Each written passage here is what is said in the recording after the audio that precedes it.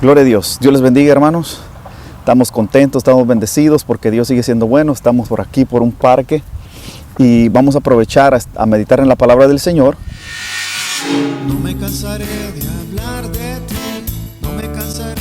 Dios les bendiga, bienvenidos a su programa de radio y televisión El Silencio de la Atalaya, de Misión Cristiana El León, con el pastor Wilber Contreras. Hijo de hombre, yo te he puesto por atalaya a la casa de Israel. Oirás pues tú la palabra de mi boca y los amonestarás de mi parte. Cuando yo dijere al impío, de cierto morirás, y tú no le amonestares ni le hablares, para que el impío sea apercibido de su mal camino, a fin de que viva, el impío morirá por su maldad, pero su sangre demandaré de tu mano. Pero si tú amonestares al impío, y él no se convirtiere de su impiedad y su mal camino, él morirá por su maldad, pero tú habrás librado tu alma.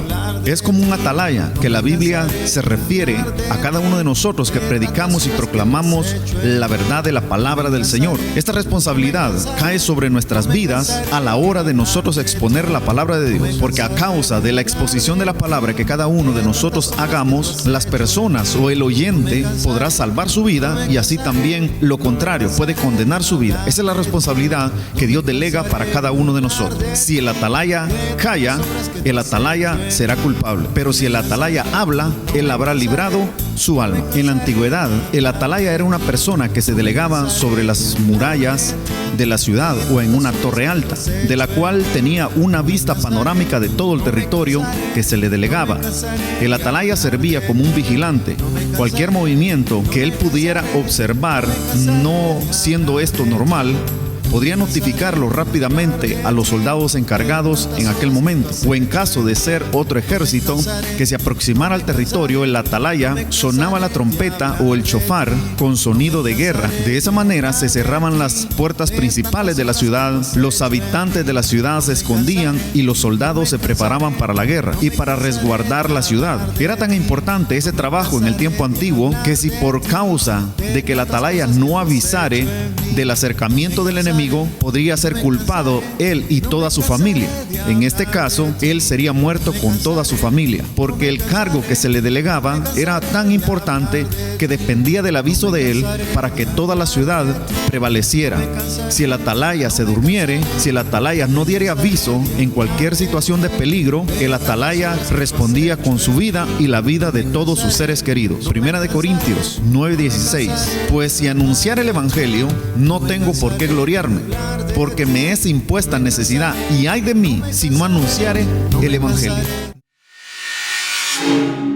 Dios les bendiga, bendito sea Dios. Aquí andamos en un parque y pues andamos cerca de una calle, también hace mucha bulla, pero gloria a Dios. Necesitamos, hermanos, meditar en la palabra del Señor, y vamos a estar meditando en el caso de los apóstoles cuando están en la barca. Si usted se da cuenta, es muy difícil a veces entender los hechos bíblicos porque a veces se nos pierde el contexto bíblico, pero hoy con la ayuda del Señor vamos a estar tratando de meditar y de alcanzar esa bendición para que podamos darle la verdadera interpretación a la palabra del Señor y no perdernos en esta bendición. Amén. Vamos a leer el Evangelio según Marcos, capítulo 4, verso 35. Aquel día, cuando llegó la noche, le dijo: pasemos al otro lado. Y despidiendo a la multitud, le tomaron como estaba en la barca, y había también con él otras barcas. Pero se levantó una gran tempestad de viento, y echaba las olas en la barca de tal manera que ya se anegaban, y él estaba a la popa durmiendo sobre un cabezal. Y le despertaron y le dijeron: Maestro, ¿no tienes cuidado que perecemos? Y levantándose, reprendió al viento y dijo al mar: Calla, enmudece. Y cesó el viento, y se hizo grande bonanza. Y le dijo: ¿por qué estáis amedrentados, como no tenéis fe? Entonces, temiendo con gran temor, y se decía el uno al otro: ¿quién es este que aún el viento y el mar le obedecen? Quiero en esta ocasión, amados hermanos, tratar de meditar en este suceso en el que ya hemos leído, para que podamos aprender acerca de la enseñanza o lo que nuestro Señor y Salvador Jesucristo trató de enseñarle a los apóstoles. Porque hemos oído muchas predicaciones evangelísticas, muchas prédicas en las que se oye bonito el mensaje evangelístico, pero es muy rara la ocasión en la que nosotros encontramos que alguien nos enseñe qué es lo que significa o qué es lo que el Señor Jesús trató de enseñarles. Porque fíjese, en los versos que hemos leído aparece una palabra que el Señor le reclama a los apóstoles y les dice: ¿por qué estáis así? ¿Porque no tenéis fe?, les dice el Señor. Entonces, literalmente les estaba llamando la atención. Ahora, un buen maestro nunca le llama la atención a sus alumnos sin que antes les haya enseñado. Entonces, no puede llamarle la atención si Él no les ha enseñado o no los ha preparado. Entonces significa que si nuestro Señor y Salvador Jesucristo les estaba llamando la atención a los apóstoles en estos textos en los que hemos leído, significa que nuestro Señor y Salvador Jesucristo ya les había enseñado cómo soportar esta prueba. Ahora, habían varias personas que eran expertos pescadores, o sea, no era cualquier persona. Entonces, por ejemplo, Pedro era una persona profesionalmente en la profesión de la pesca, era una persona profesional pescando. Entonces, pero nos damos cuenta que está sufriendo ahora de pánico, está sufriendo de una situación en la que una persona experta hubiera sido lo que se queda callada. La Biblia no especifica quién fue el primero que dijo: despertemos al maestro. Para poder darle la verdadera interpretación a esta porción bíblica necesitamos ir al contexto bíblico. Si usted se da cuenta, solo voy a hacer un repaso para que entendamos todo esto. En un capítulo anterior al que estamos, o en el mismo capítulo, aparecen varias enseñanzas, y una de estas es la parábola del sembrador. El Señor Jesús le enseña a los apóstoles la clase de personas que existen en esta tierra. Hay personas que son religiosas, pero que no retienen la palabra y no tienen frutos.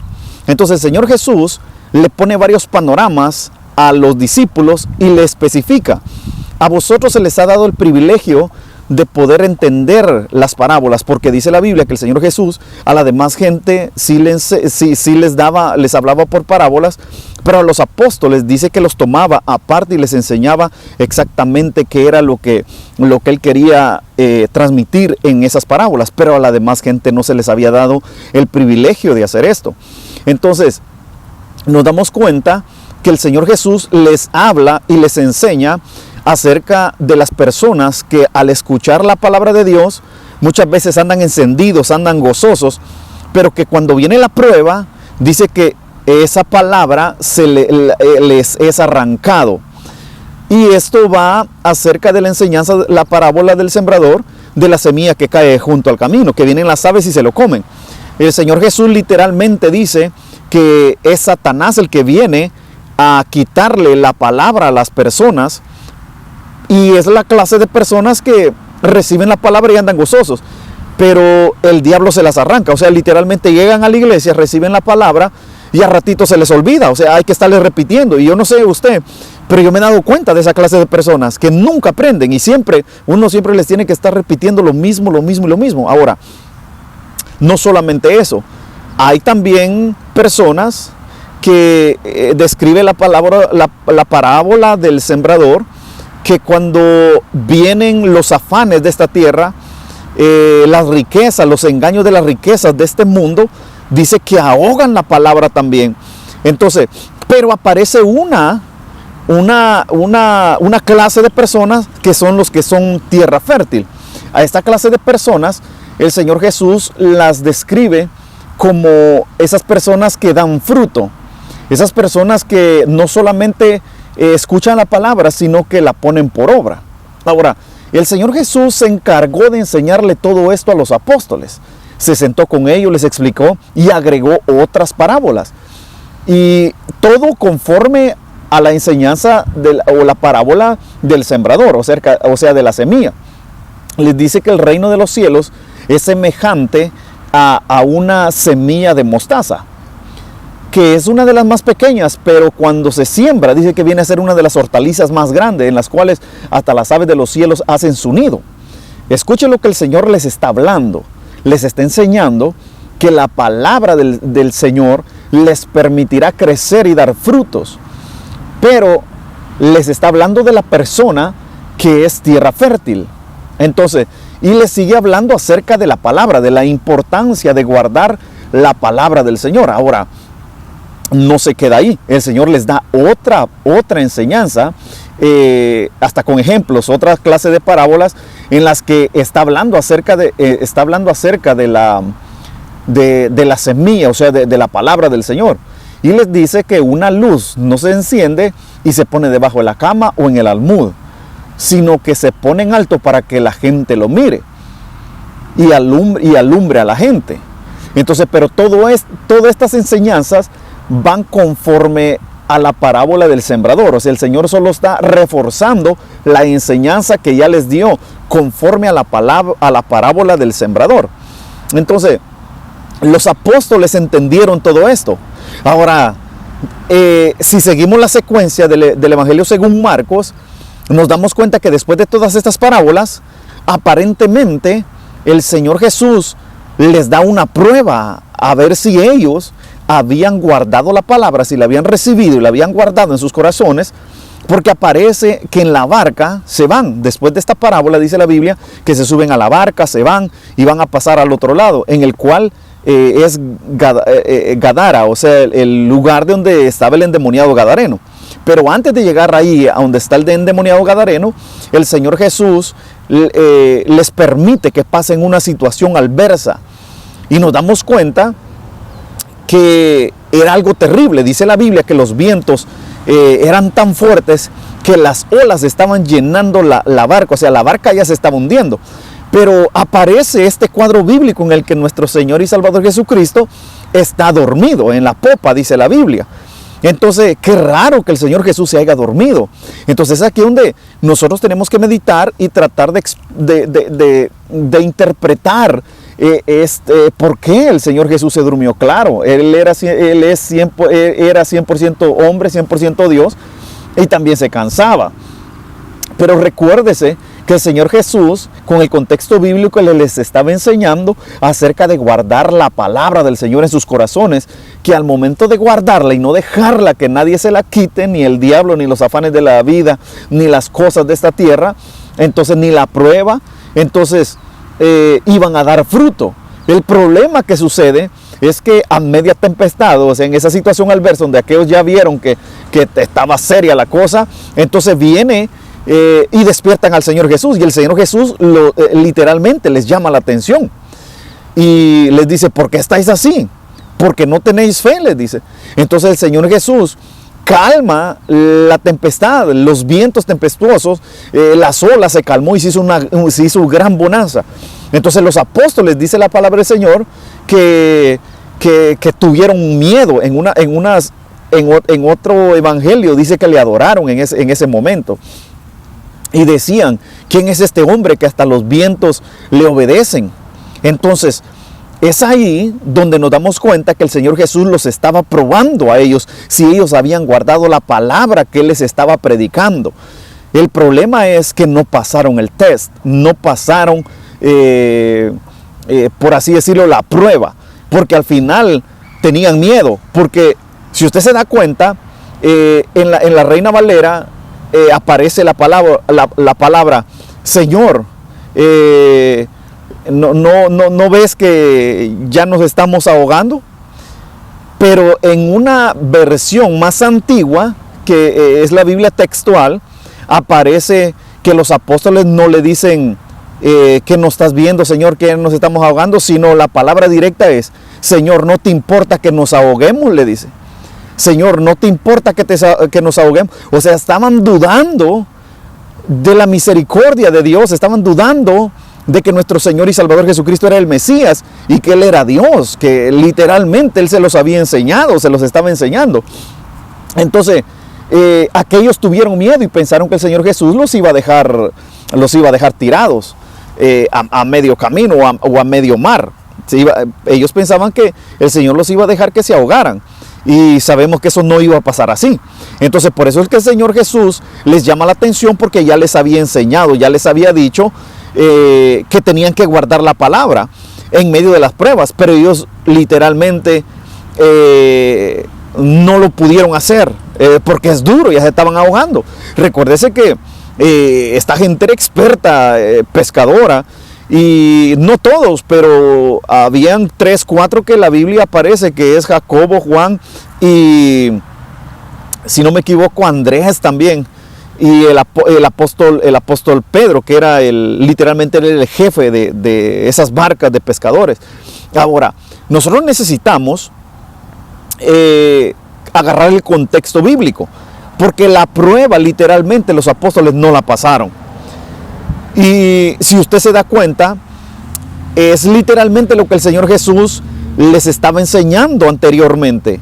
O sea, les dio toda la enseñanza, les dio como lo hacen en la escuela. Te dan primero lo teórico, como cuando usted va a aprender mecánica o usted va a ser maestro. Primero le dan todo lo teórico y luego lo ponen a hacer prácticas.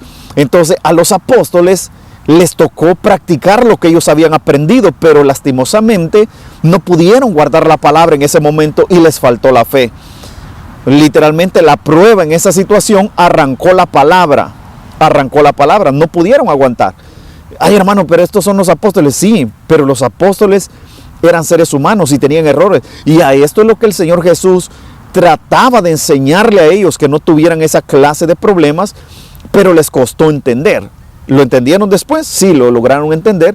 El Señor se glorificó, les enseñó bien, pero literalmente la palabra del Señor dice que fue después de que recibieron el bautismo del Espíritu Santo, donde ellos ya comenzaron a entender las cosas totalmente diferentes.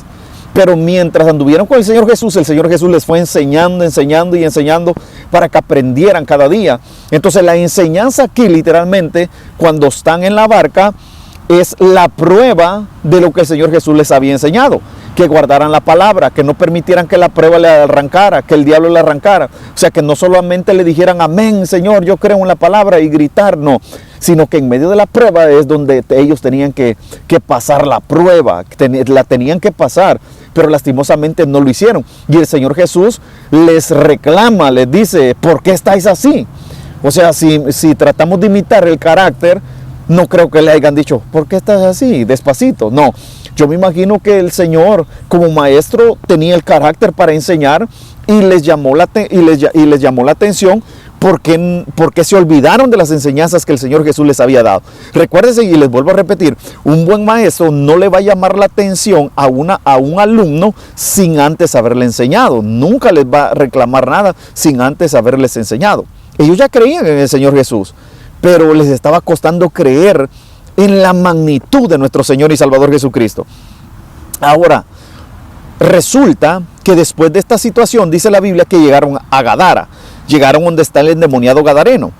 Y fíjese que cuando nuestro Señor y Salvador Jesucristo pone un pie en esa tierra, dice la Biblia que el endemoniado gadareno se vino corriendo a postrarse delante de la presencia de nuestro Señor y Salvador Jesucristo, y le comenzó a decir que era el Hijo de Dios y que no lo atormentara. Entonces es aquí donde nos damos cuenta, y los apóstoles desde la parábola, desde el momento de la parábola, luego en la barca, se oye la plática de nuestro Señor y Salvador Jesucristo con ellos. Ellos le preguntan, Señor, ¿y por qué a ellos les hablas por parábolas? Luego en la barca le dice, Señor, ¿no ves que o sea, no te importa que nos ahoguemos? Pero desde este momento, desde que bajan en la barca, que el Señor Jesús baja a la tierra del Gadareno, la Biblia ya no nos muestra que los apóstoles hablaron algo, dijeron nada, sino que están callados, solo viendo lo que nuestro Señor y Salvador Jesucristo estaba haciendo. Imagínense que lo que nuestro Señor y Salvador Jesucristo quería, hermano, ahora cuando pone un pie en la tierra del Gadareno, un demonio lo estaba reconociendo tal y como él quería que los apóstoles lo recibieran o creyeran en él. Un demonio estaba reconociendo a nuestro Señor y Salvador Jesucristo, no solamente en lo físico, sino en lo espiritual.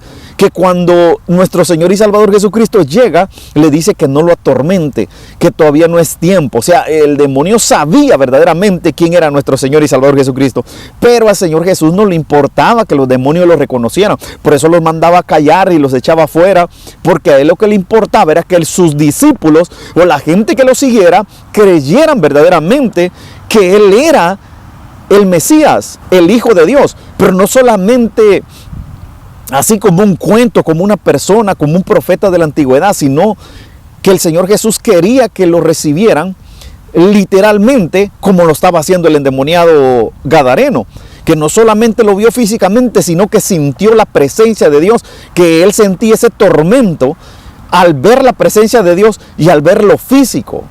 Entonces él dice, tú eres el Hijo de Dios. O sea, en la magnitud que el endemoniado gadareno lo reconoce de esa manera, era que el Señor Jesús quería que los apóstoles lo recibieran, pero todavía les costaba a los apóstoles. Entonces, los apóstoles ahí no dicen nada.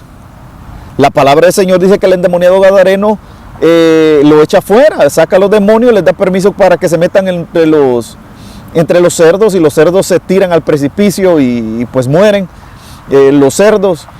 Y luego dice la Biblia que la gente, al oír todo esto, se fueron a ver qué era lo que estaba pasando.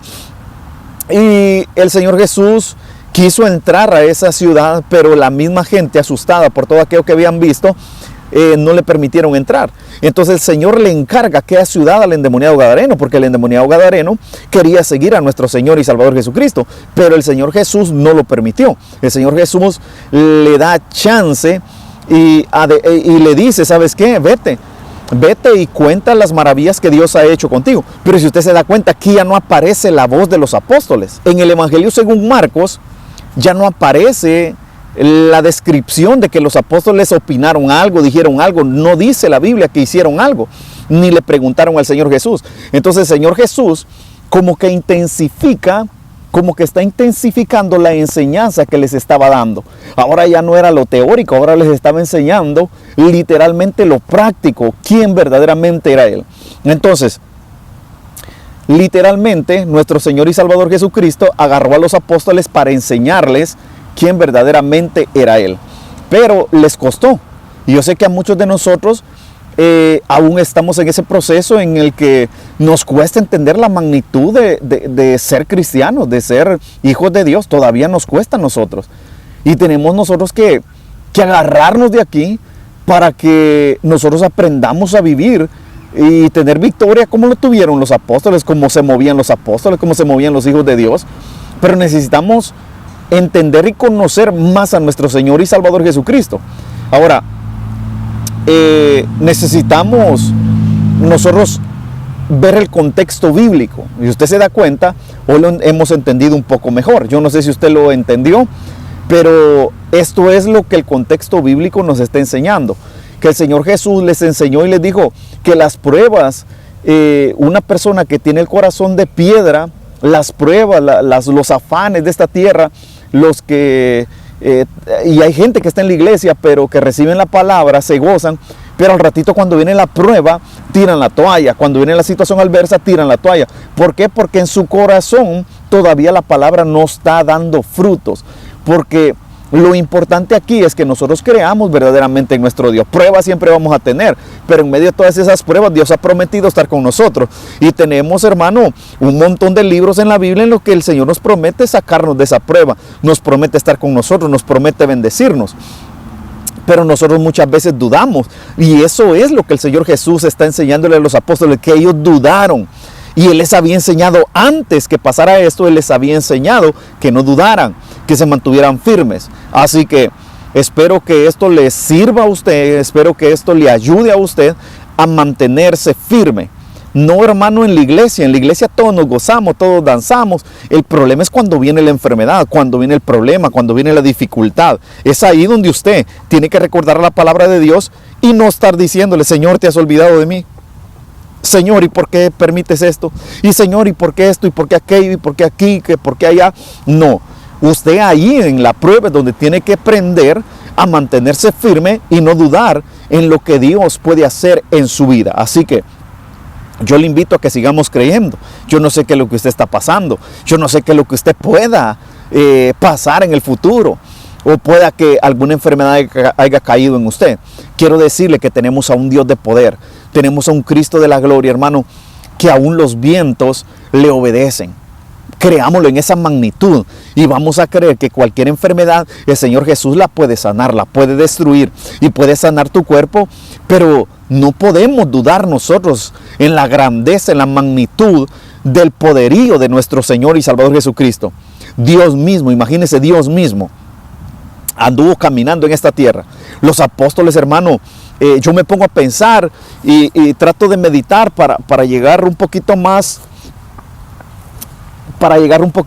al trasfondo de lo que el Señor Jesús estaba enseñándole a los apóstoles, y trato de pensar en esto. Imagínense, los apóstoles estaban, se lo voy a poner de esta manera, no hay nadie, escuche bien, no hay nadie en esta tierra que haya tenido más unción que nuestro Señor y Salvador Jesucristo. Usted puede conocer a un montón de líderes, usted puede haber conocido a la gente más ungida que usted pueda decir, no, este Señor tiene unción, pero nadie se compara a nuestro Señor y Salvador Jesucristo. Nadie jamás se va a comparar a la grandeza de nuestro Señor y Salvador Jesucristo. Ahora, es por eso en que nosotros tenemos que meditar de esta manera. Fíjese, los apóstoles iban en la barca. En esa barca, la palabra del Señor nos muestra que nuestro Señor y Salvador Jesucristo estaba ahí con ellos. Entonces, mi pregunta es, ¿no sentían ellos la presencia de nuestro Señor y Salvador Jesucristo? ¿No sentían la autoridad, la magnificencia del Hijo de Dios, del Mesías? Si nosotros lo sentimos con la gente ungida, hermano, con los líderes ungidos, con los evangelistas, sentimos la presencia de Dios con ellos. Y los apóstoles andaban cerca de la fuente de vida, de la luz de este mundo, y no lo sentían, tenían miedo en esa situación.